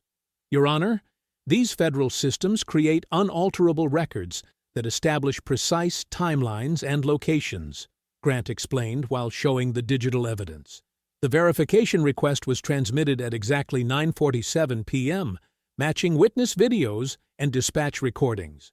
The GPS data pinpointed the twins' location inside the bar at the moment Mercer chose to escalate rather than verify their credentials, creating irrefutable proof of deliberate misconduct rather than procedural confusion. Digital forensic analysis of the departmental computer systems revealed Collins's attempts to modify body camera footage and evidence records. The technical investigation exposed digital fingerprints on files that proved intentional tampering. Officer Collins left traces on every file he accessed, Grant explained while displaying the forensic findings. Metadata shows systematic attempts to alter timestamps and delete portions of recordings. Judge Hoffman reviewed the technical evidence carefully, understanding how digital forensics could prove tampering that would be invisible to casual observation. The computer analysis created objective proof of criminal activity. Witness statements from bar patrons provided consistent accounts that aligned perfectly with recorded evidence. Grant presented sworn affidavits from multiple witnesses who described the twins' professional behavior and the officers' escalating aggression. The bartender's testimony carried particular weight because of his position as a neutral observer who interacted with both parties throughout the evening. His statement confirmed that the twins behaved respectfully, while officers became increasingly confrontational. Grant concluded with Mercer's own paperwork, which contained multiple revisions that contradicted preserved digital records. Each modification created additional evidence of obstruction and false reporting. Your Honor, Sergeant Mercer's attempts to revise his initial reports actually strengthen our case, Grant explained while highlighting the inconsistencies. Every change contradicts recordings that were preserved before he could alter them. Judge Hoffman spent 20 minutes reviewing the accumulated evidence before addressing Grant directly. Mr. Grant, the documentation you've presented establishes clear probable cause for the charges you've outlined. She signed the federal warrants authorizing seizure of departmental records, electronic devices, and any materials connected to the case. The legal authorization would allow investigators to collect evidence before additional tampering could occur. These warrants authorize immediate execution to preserve evidence integrity, Judge Hoffman stated, while finalizing the paperwork. Federal agents have full authority to secure relevant materials. Outside the courthouse, Grant coordinated with FBI teams that had been prepared throughout the morning to execute the warrants immediately. Radio communications confirmed that multiple investigative units were positioned near the police department. All teams are ready for immediate deployment, the lead agent reported through encrypted radio channels. We can execute within 15 minutes of your authorization. Grant reviewed the warrant language one final time before authorizing the coordinated operation. The timing was critical because officers would begin their next shift within hours, providing opportunities for additional evidence destruction. Federal agents departed for the police department to execute the warrants before officers began another shift. The police department's morning shift had just begun when 3 unmarked federal vehicles pulled into the parking lot at precisely 8:15 a.m. Special Agent Thompson emerged from the lead car carrying signed warrants and a briefcase containing detailed evidence protocols. Inside the building, Sergeant Daniel Mercer was reviewing overnight reports at his desk, while Officer Kyle Dawson prepared equipment for patrol duties. Officer Brett Collins sat at his computer terminal, unaware that federal investigators had already documented his digital fingerprints on tampered files. Lieutenant Rachel Monroe stood near the front desk discussing departmental scheduling with the duty sergeant when Agent Thompson approached with his identification already visible. "Lieutenant Monroe, I'm Special Agent Thompson with the FBI," he announced, while presenting the federal warrants. "We're here to execute search warrants authorized by Judge Hoffman for evidence collection in an ongoing civil rights investigation." Monroe's face drained of color as she read the warrant language that authorized seizure of computers, body camera servers, communication records, and any materials related to the Brooks twins' arrest. The comprehensive scope left no room for selective cooperation. "I need to contact our department attorney," Monroe said while reaching for her phone. "Ma'am, you're welcome to make that call," Agent Thompson replied firmly. "However, these warrants are effective immediately, and we'll be securing evidence while you speak with counsel." Federal technicians entered carrying specialized equipment designed to preserve digital evidence without allowing deletion or modification. Their arrival signaled that this investigation had moved far beyond departmental internal affairs procedures. Mercer stood from his desk as agents approached his workstation. "What exactly do you think you're going to find?" he demanded, while crossing his arms defensively. Agent Thompson consulted his warrant documentation before responding. "Sergeant Mercer, we're collecting evidence related to false imprisonment, obstruction of justice, and civil rights violations that occurred on October 15th. Those women interfered with police operations," Mercer insisted, while watching investigators photograph his desk area. "Everything I did was within departmental policy and legal authority." The lead technician began imaging Mercer's computer hard drive while explaining the process to maintain evidence integrity. "Sir, this device will be analyzed for any communications, reports, or files related to the incident involving Special Agents Brooks." Collins watched nervously as federal investigators approached his terminal, knowing that deleted files could be recovered through forensic analysis. His attempts to modify body camera footage and alter timestamps had left digital traces that standard police training never covered. "Officer Collins, please step away from your workstation," Agent Martinez instructed while preparing evidence collection equipment. "We'll need to preserve the current state of your system for analysis." "I haven't done anything wrong," Collins said while backing away from his computer. "All my reports followed proper procedures."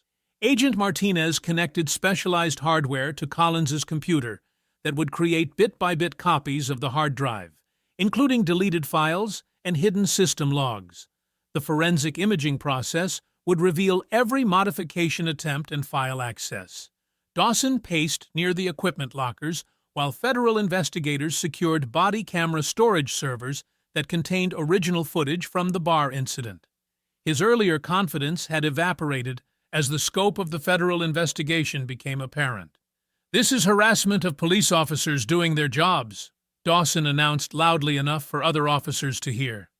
"These agents are trying to destroy careers over a simple misunderstanding."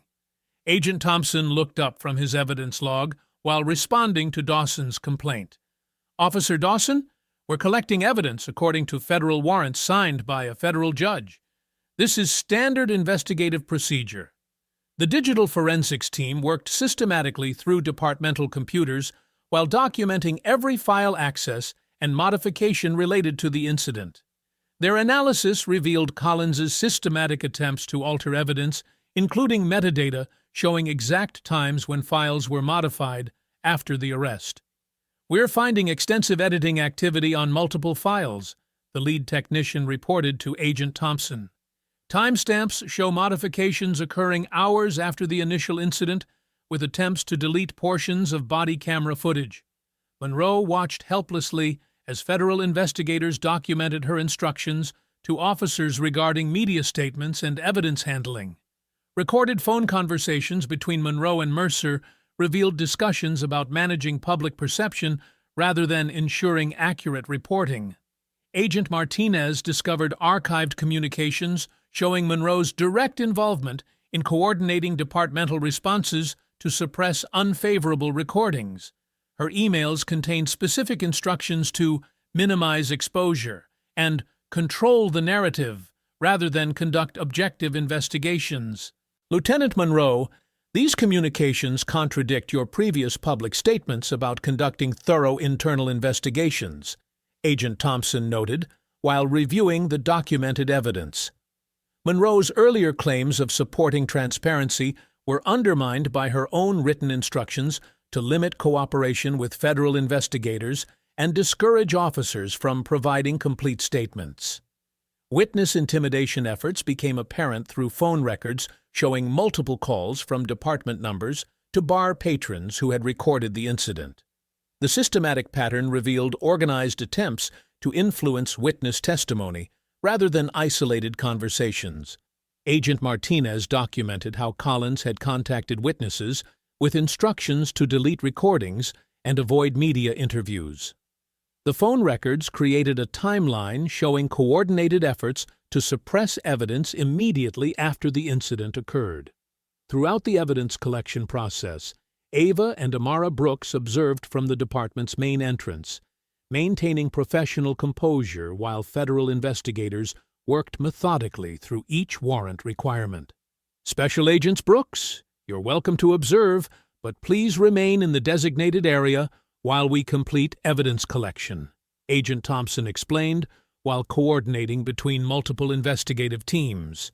The twins watched silently as officers who had once surrounded them now answered questions under federal authority, their roles completely reversed from the confrontation at the bar. Federal investigators worked through every aspect of the warrants while Mercer, Dawson, Collins, and Monroe realized their attempts to control the situation had created additional evidence of federal crimes.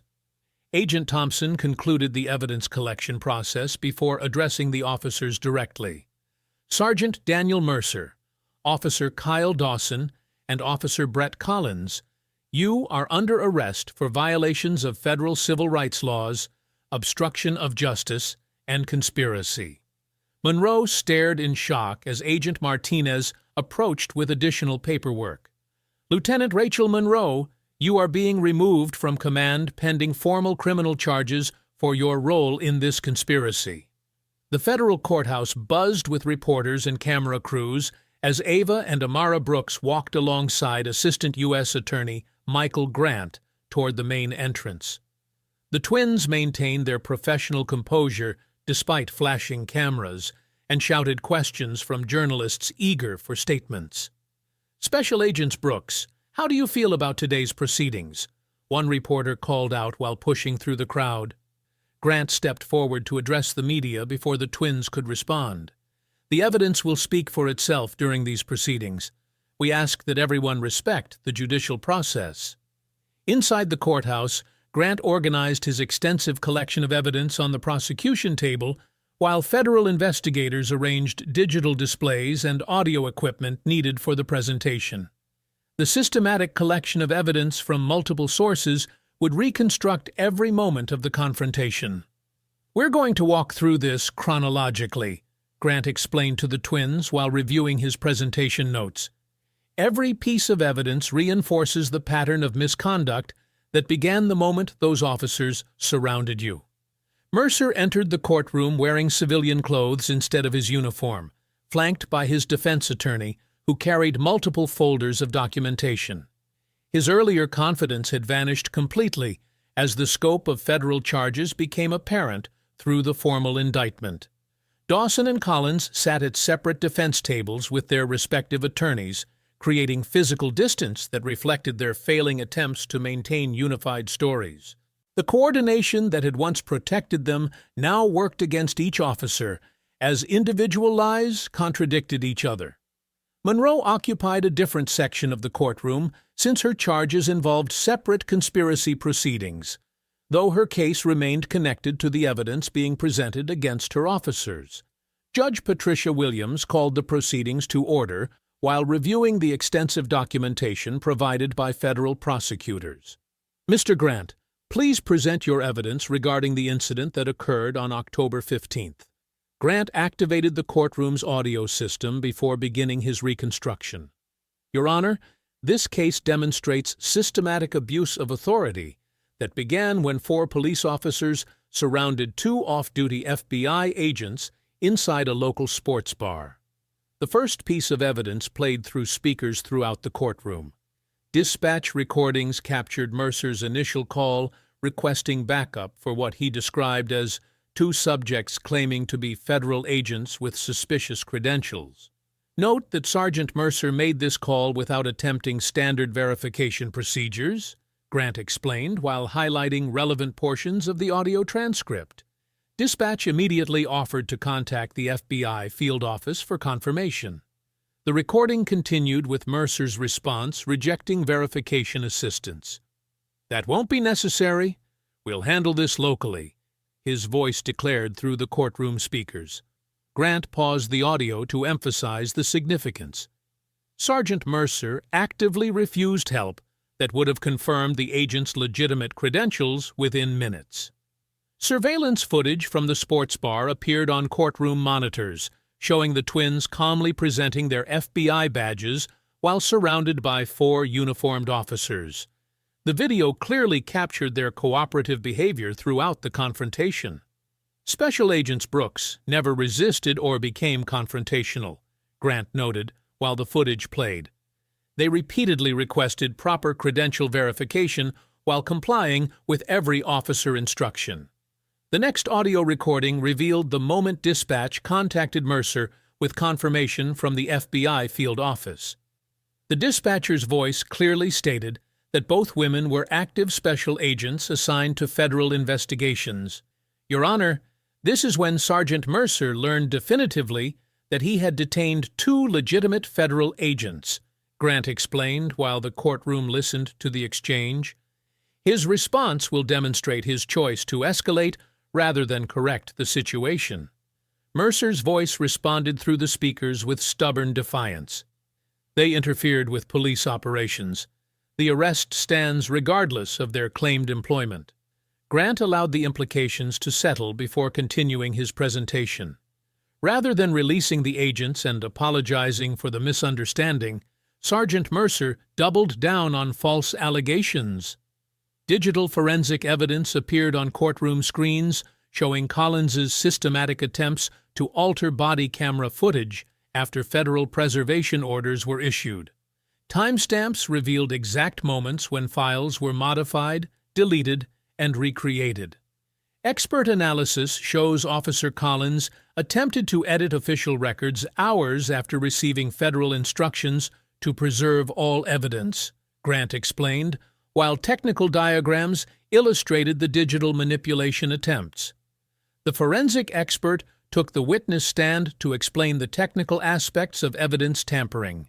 These modifications were made after preservation orders were issued, demonstrating willful obstruction of the federal investigation. Witness testimony followed with the bartender describing the twins' respectful behavior throughout the evening contrasted with the officer's increasingly aggressive demands. His account directly contradicted every major claim in the official police reports. The witnesses consistently described professional conduct from Special Agents Brooks while documenting escalating hostility from the officers. Grant summarized while presenting multiple sworn statements. Monroe's recorded phone conversations played through the courtroom speakers, revealing her instructions to officers about managing media statements and limiting cooperation with federal investigators. Lieutenant Monroe's communications show organized efforts to obstruct rather than support the investigation, Grant noted, while highlighting specific quotes from the recordings. Judge Williams reviewed the extensive evidence presentation before addressing the defendants directly. The evidence demonstrates systematic violations of federal civil rights laws, obstruction of justice, and conspiracy to interfere with federal investigations. The formal charges were read against each officer while their defense attorneys struggled to address the overwhelming documentation of misconduct. Judge Williams concluded the proceedings with her ruling. Based on the evidence presented, defendants Mercer, Dawson, and Collins will be held pending further proceedings. The courthouse doors opened to reveal a crowd of reporters and camera crews waiting beneath the afternoon sun. Microphones and recording equipment filled the steps as Ava, Amara, and Grant emerged together, their expressions calm but determined. "Special Agent Brooks," called a reporter from Channel 7. "How do you feel after hearing the evidence presented against the officers who arrested you?" Ava stepped forward slightly, her voice clear and steady. "Accountability strengthens honest law enforcement. When officers abuse their authority, it damages every officer who serves with integrity." The crowd pressed closer as more questions erupted from multiple reporters simultaneously. "Were you surprised by the extent of evidence tampering?" shouted another journalist. Amara answered without hesitation. "No badge should ever place someone above the law. Police officers take an oath to protect and serve, not to intimidate and silence." Grant moved beside the twins, his professional demeanor commanding attention from the gathered media. "The evidence speaks for itself. These officers chose to escalate rather than verify. They chose to cover up rather than correct their mistakes." A reporter from the local newspaper raised her voice above the others. "Mr. Grant, will this affect the corruption investigation that brought the FBI agents to this jurisdiction originally?" "The original investigation will continue," Grant confirmed, his tone leaving no room for doubt. "In fact, evidence uncovered during this wrongful arrest has provided additional leads. The officers ultimately accelerated the very investigation they hoped to avoid." The irony wasn't lost on the gathered crowd, as murmurs of understanding rippled through the reporters. "Special Agent Brooks," called out a television journalist, directing her question toward Ava. "Do you feel vindicated after months of public scrutiny and false accusations?" Ava considered the question carefully before responding. Vindication comes from seeing the system work as it should. When evidence is preserved, witnesses speak truthfully, and courts hold everyone accountable regardless of their position. "What message does this send to other officers?" pressed another reporter. Amara stepped forward, her voice carrying the weight of years investigating corruption.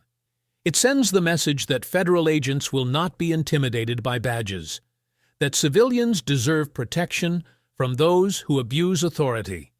That truth always emerges when people have courage to speak it." Grant added his perspective as the legal architect of the case. "This prosecution demonstrates that civil rights violations carry serious consequences.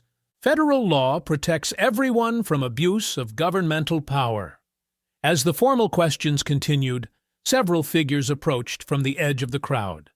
The bartender from the sports bar walked quietly toward the sisters, followed by two customers who had witnessed the original confrontation. "Excuse me," the bartender said softly, waiting for a break in the media questions. "I wanted to thank you both for not staying silent. Your courage helped me find mine." One of the witnesses, a middle-aged woman who had submitted her phone recording to investigators, stepped forward next. "The pressure from the department was intense. Officers visited my home multiple times, trying to convince me to delete my video. Seeing you refuse to back down gave me strength to tell the truth." The second witness nodded in agreement. "When Lieutenant Monroe's people called threatening legal action if I testified, I remembered watching you stand your ground that night. If FBI agents wouldn't be intimidated, neither would I." More people emerged from the crowd. Other patrons from the bar, nearby business owners who had provided surveillance footage, even dispatch operators who had preserved audio recordings despite departmental pressure. Each person shared similar stories of intimidation attempts, threats of retaliation, and pressure to remain silent. Each credited the twins' refusal to accept injustice with giving them courage to resist the cover-up. "Your example showed us that standing up to abuse of power is everyone's responsibility, explained a shop owner whose security cameras had captured crucial footage. When you didn't let them silence you, you gave the rest of us permission to speak truth. The bartender shook hands with both sisters. That night changed everything, not just because of what happened to you, but because of how you handled it. You turned humiliation into accountability. Grant observed the spontaneous gathering with professional satisfaction. This is how justice actually works, not through revenge or retaliation, but through courage, spreading from person to person until truth becomes undeniable.